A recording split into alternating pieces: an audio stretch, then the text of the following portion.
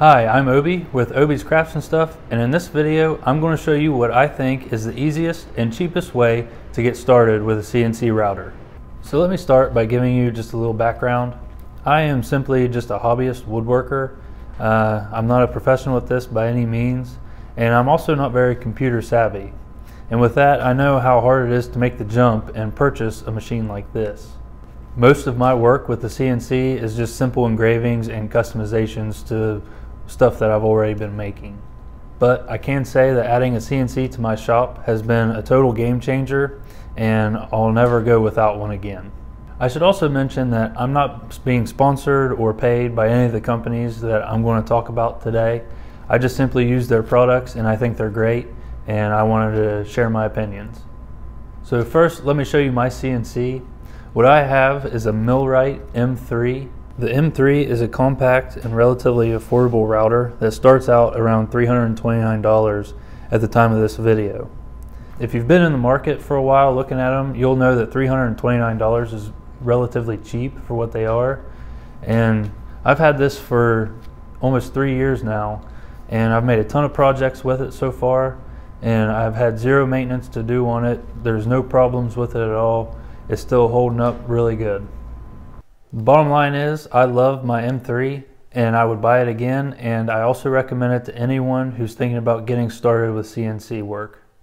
Now that I've shown you the machine that I have, I'll explain the program that I use. I'll use my turkey tail plaques for this demonstration. I got this file off of Etsy, and Etsy is actually a really good source for CNC files. There's a ton of files that are just ready to purchase and plug into CNC programs. The program I mostly use is Easel. Now, if you've been looking at CNCs for a while, you've probably heard the terms G-code, vector, toolpath, along with a few other CNC terms, and it can be very overwhelming. Simply put, Easel does everything for you. It's a one-stop shop that makes the learning curve in CNC not so hard. When you first open Easel, you'll want to tell it the width, length, and thickness of the material that you'll be cutting. You'll also want to tell it what type of material you'll be using, whether it's walnut or plywood or something that's like that material as far as density goes. And that will tell it how fast it wants to move the machine.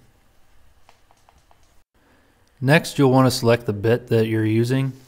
In this case, I'm going to use a 1/16 inch bit. And since I already have this file on hand, I'm going to import and then SVG, and then I'll select my turkey tail file. And there it pops up on the screen. It shows you what it looks like over here on the workpiece, and I'll be able to work it on the left side to whatever size I want. And as I'm doing things on the left side, it'll show you what it's going to look like on the right. The black dot in the bottom left corner of the work area is also the starting point of your router bit. Since my workpiece isn't square, I like to make a paper template to help determine my starting point. This is also a good habit for making repeated cuts. So for this carve, I'm using the fill setting, and I'm going to adjust the depth to somewhere between a 1/16 and an 1/8 of an inch. In the bottom right hand corner, you can hit simulate, and it will tell you how long it will take to do the carve. It will also show you the tool path that is in blue. The red lines in the picture there are just where the router picks up and moves to a different spot. As far as securing the material to the CNC, I usually just use painter's tape and CA glue and kind of turn it into double stick tape, and this works great.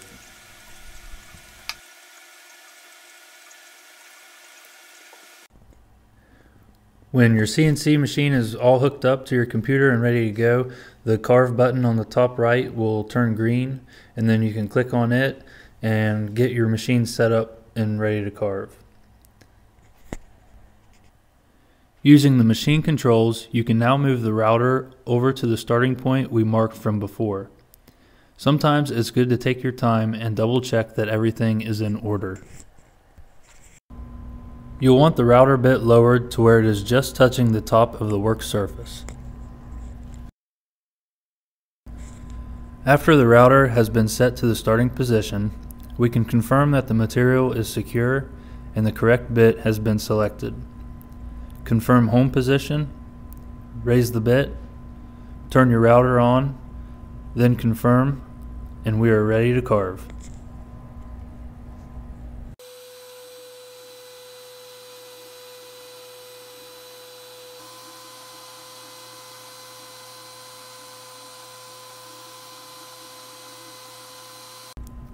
When the carve is complete, this window pops up. If it's all good, select Looks Great and turn the router off. I like to select Carve again and use the machine controls to move the material out from under the router. This makes it easier to remove the material from the wasteboard.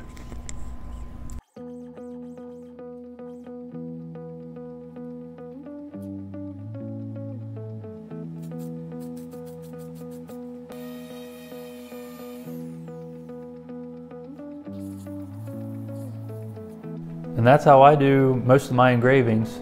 I should also mention that Easel is free to use. You just need internet to use it.